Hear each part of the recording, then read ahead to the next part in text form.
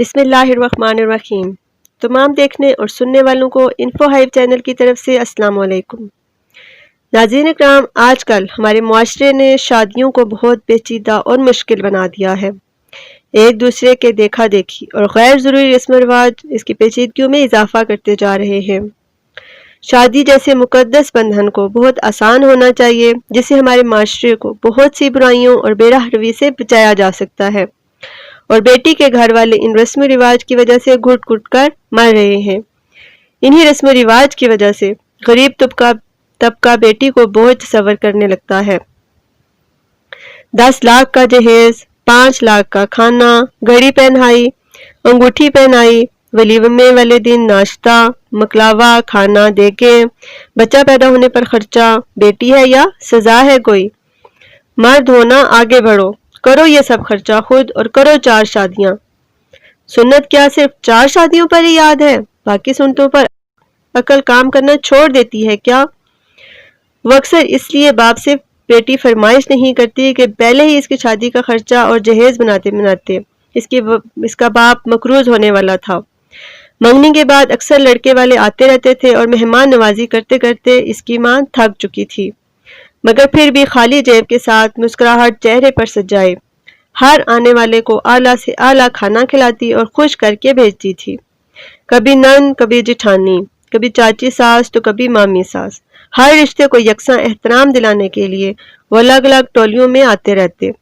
ایسے میں شام کو اس کے بابا جب گھر آتے تو ان کے پاس خاموشی سے بیٹھ کر بابا کا سر دبانے لگتی، جیسے باپ کو ہمت دلا رہی ہو یا یہ کہنا چاہ رہی ہو کہ سوری بابا جان، میری وجہ سے آپ قرض لینے پر مجبور ہیں۔ شادی کی تاریخ فکس کرنا ایک تہوار بن چکا ہے۔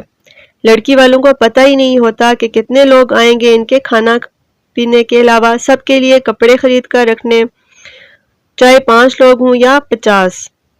پھر بارات پر لڑکی کے باپ کو 10 بندے گھیر کر پوچھتے ہیں، جی کتنے بندے آ جائیں؟ کیا بولے وہ بیچارہ؟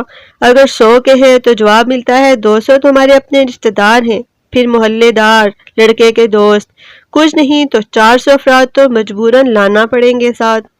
اب لڑکی کا باپ کیا کہے؟ مت لانا، میرے پاس پیسے نہیں ہیں۔ پھر فرسودہ نظام میں بارات والے دن لڑکی کے ساتھ 2 دیگیں کھانا بھی بھیجنا ہے، جہیز بھی خود نہ کر چھوڑ کر آنا ہے۔ لو مسلمان پاکستانیوں، یوں ہوتی ہے ایک بیٹی گھر سے رخصت۔ اب اس کے آگے سسرال میں کیا مول ہوگا یہ اکثر ہم سب جانتے ہی ہیں۔ ہاتھ جوڑ کر التجا ہے، مت کریں ایسا، توڑ دیں یہ رسمیں جس سے ایک باپ توبہ کرے کہ اس کی بیٹی نہ پیدا ہو۔ چھوڑ دیں یہ ہندوانہ رسمیں کہ بیٹیاں ماں باپ کی غربت دیکھ کر اپنی شادی کا خیال ہی دل سے نکال دیں۔ اپنے بیٹے کے لیے سادگی سے نکاح کر کے بہو لا کر دیکھیں، اپنی بیٹی بھی یوں ہی سادگی سے رخصت کر کے دیکھیں کہ سکون ملے گا آپ کو۔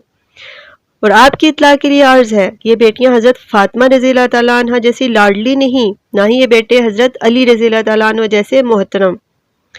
آنے والی نسل کی زندگی آسان بنا دیں، اور لڑکوں سے اپیل ہے کہ جہیز مت لینا، اپنی ہونے والی بیٹی پر ترس کھانا، جو کل کو تمہارے خراب حالات سے اتنی ہی پریشان ہو سکتی ہے جتنی آج تمہاری ہونے والی بیوی پریشان ہے۔ اللہ تعالیٰ نے تمہیں مرد پیدا کیا ہے، کما کر اپنی بیوی کو خوشیاں خرید کر دینا۔ تو ناظرین، یہ تھی میری آج کی ویڈیو۔ آپ سے عاجزانہ اپیل ہے کہ اگر آپ میری ان باتوں سے اتفاق کرتے ہیں تو جہیز جیسی لعنت کو معاشرے سے نکال کر باہر پھینکیں۔ یہ ہندوانہ رسمیں ہیں اور نکاح جیسے پاکیزہ رشتے کو آسان بنائیں۔ ویڈیو اچھی لگے تو لائک اور کمنٹ ضرور کیجیے گا، اور اپنے فرینڈ سے بھی شیئر کیجیے گا۔ آخر میں اللہ تعالیٰ سے دعا ہے کہ وہ ہمیں قرآن اور سنت کو مضبوطی سے تھامے رکھنے کی توفیق عطا فرمائے، اور ہمیں دشمنوں کی سازشوں سے لڑنے کی ہمت عطا فرمائے۔ آمین ثم آمین۔ اس کے ساتھ ہی اب اجازت چاہتی ہوں۔ اللہ حافظ۔